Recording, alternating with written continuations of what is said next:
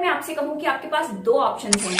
पहला कि आप पैसा कमाएं और हैंड टू माउथ ही जिए, हाथ के हाथ आप खर्च करते रहें। और दूसरा कि आप सीख लें कि आपका पैसा आपके लिए कैसे काम आ सकता है और आप इससे कैसे जिंदगी भर लुत्फ उठा सकते हैं। जाहिर सी बात है आप दूसरा ऑप्शन ही चूज करेंगे। अब यहां पर मैं आपसे एक सवाल करना चाहूंगी, क्या आपको लगता है कि करोड़पति बनना या फिर अरबपति बनना बहुत आसान है? अगर ऐसा है तो हर कोई करोड़पति होता, हर कोई अरबपति होता। लेकिन आज मैं जिस किताब के बारे में बात करने वाली हूं उसमें बताया गया है कि कैसे कोई भी आम इंसान, मिडिल क्लास आदमी अमीर बन सकता है। ये बुक है ऑटोमेटिक मिलियनेयर और इसके लेखक हैं डेविड बैश। अब इन दो वर्ड्स का मतलब समझते हैं।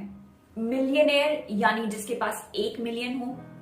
अब यहाँ पे $1 मिलियन की बात करी जा रही है, तो $1 मिलियन को अगर आप रुपीस में कन्वर्ट करेंगे तो करीब 7 to 8 करोड़ रुपीस होंगे।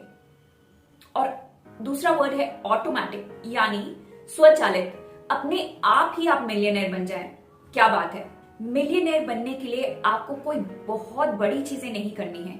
हमारी छोटी छोटी फाइनेंशियल हैबिट्स ही हमें बड़ा बना सकती हैं। इस वीडियो में मैं आपको 4 ऐसे पॉइंट्स बताऊंगी, 4 ऐसी फाइनेंशियल हैबिट्स बताऊंगी जिसे यूज करके आप अमीर बन सकते हैं। Let's get started.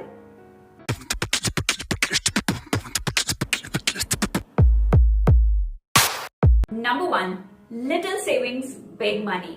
शायद बचपन में आपको लगता होगा कि भाई ये खर्चा करना है, ऐसे कपड़े पहनने हैं, ऐसी गाड़ी में घूमना है। और जब भी आपने माँ बाप से कहा होगा तो उन्होंने कहा होगा कि भाई हमारे पास इतने पैसे नहीं हैं, जब कमाओगे तब खुद खरीदना। और अब आप अगर कमा रहे हैं तो आप सोचेंगे कि ये तो बचत की बात कर रहे हैं, ये तो सरासर गलत है। अभी नहीं तो अपने सपने कब पूरे करेंगे? बिल्कुल सही बात है। आपको अपने किसी भी सपने का, किसी भी ड्रीम का गला घोटने की जरूरत नहीं है। बस जो छोटी छोटी सेविंग्स आप कर सकते हैं वो आप जरूर करिए। और उसके लिए आप अपना पूरा डेली रूटीन देख सकते हैं। फॉर एग्जाम्पल, आप कार से ऑफिस जाते हैं तो अपना पेट्रोल का खर्चा देखिए। पेट्रोल आजकल आपको पता ही है कितना महंगा हो रहा है। यहाँ पर आप खर्चा बचा सकते हैं। आप क्विक राइड कर सकते हैं, कार पूलिंग कर सकते हैं, अगर पब्लिक ट्रांसपोर्ट अवेलेबल है वो कर सकते हैं, ट्रेन, मेट्रो, बहुत सारे ऑप्शंस होते हैं। अब अपनी दिनचर्या को आगे बढ़ाते हैं। देखिए आप ऑफिस जाके क्या करते हैं, शायद आप चाय लेते हो, उसके साथ कुछ स्नैक्स लेते हो, या फिर आप सिगरेट लेते हो, और काफी लोग महंगी कॉफी भी पीना पसंद करते हैं। तो आप देखिए कि जो भी आपके अननेसेसरी खर्चे हैं उनको आप कट डाउन कर दीजिए।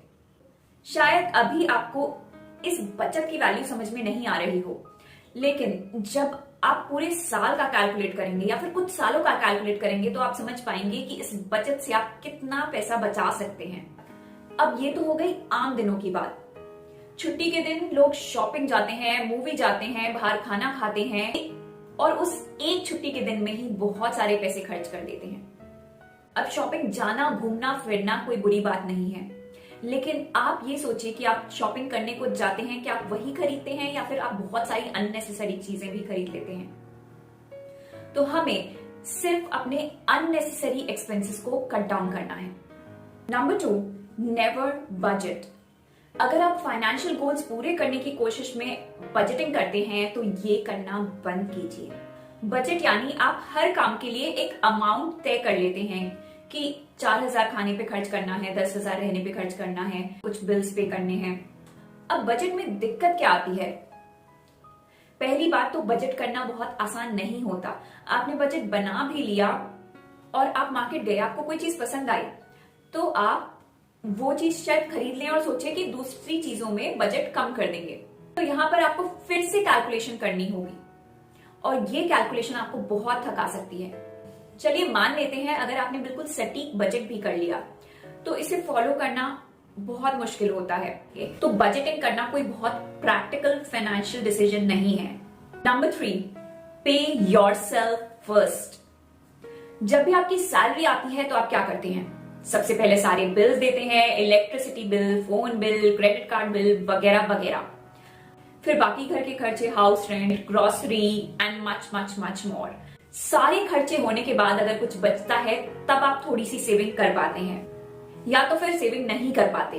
पे योरसेल्फ फर्स्ट, इसका मतलब है कि सबसे पहले सारे बिल चुकाने से पहले आप अपने आप को पे करें। कैसे? सबसे पहले कोई भी फिक्स्ड अमाउंट या फिर कोई परसेंटेज अपने किसी सेविंग्स अकाउंट में डाल दें, या फिर किसी स्कीम में, एसआईपी, म्यूचुअल फंड्स, किसी में भी डाल दें। अब आप ये सोचेंगे कि अगर मैं इतना अमाउंट सेव कर लूं पहले ही, तो क्या बाकी अमाउंट में मेरा पूरा महीने का खर्च चल पाएगा?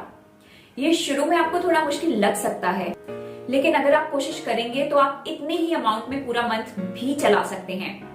आपको नेसेसरी चीजों पे खर्च करना है और अननेसेसरी चीजें या फिर ऐसी चीजें जो आप नहीं खरीद सकते, जो आपके बजट के बाहर हैं, उन पर बिल्कुल भी खर्च नहीं करना है। Number 4, automatic payment. अब इसका क्या मतलब है? पेमेंट फर्स्ट में भी आपने पेमेंट तो जरूर किया, लेकिन क्या आपने ऑटोमेटिक किया या मैनुअल किया? मैनुअल यानी आप कुछ अमाउंट उस सेविंग्स स्कीम में खुद से डाल रहे हैं, और ऑटोमेटिक यानी आपने उस प्रोसेस को ऑटोमेटिक कर दिया है कि आपकी सैलरी से हर महीने ये अमाउंट कटता रहे। जब आप चीजें मैनुअल करते हैं तो बहुत सारे चांसेस हैं कि आप कुछ अमाउंट अपने पास रख लेंगे या आप किसी महीने उसको पे ही नहीं करेंगे। आपको सेविंग की हैबिट करनी है, और लॉन्ग रन में अगर आपको इसके रिजल्ट्स देखने हैं तो अपनी जो भी सेविंग्स हैं, जो भी पेमेंट्स हैं, उन्हें ऑटोमेटिकली कट होने दीजिए। इन हैबिट्स को आप रेगुलरली अपनाएंगे तो आप देखेंगे कैसे आपकी छोटी छोटी सेविंग्स एक बड़ा अमाउंट बनता जा रहा है। कुछ ही सालों में आपके पास अच्छी धनराशि इकट्ठी हो जाएगी। अब इन सारी हैबिट्स में कॉमन फैक्टर क्या है? वो है सेविंग्स। आपको ये हैबिट डालनी है कि आप सबसे पहले सेविंग्स करें, फिर खर्चे करें। सेविंग्स को हमेशा प्रायोरिटी देनी है। क्या आप इनमें से कोई भी फाइनेंशियल हैबिट्स यूज करते हैं? अगर हाँ, तो मुझे कमेंट सेक्शन में बताइए, और ये सारे पॉइंट्स आप इंप्लीमेंट करके देखिए, आपको बेनिफिट जरूर मिलेगा। For any suggestions, feedback, right in the comment section. Also, I'll give the links of this book in the description. Do buy the book from there. Video पसंद आया तो लाइक करें और अपने फ्रेंड्स के साथ शेयर भी करें।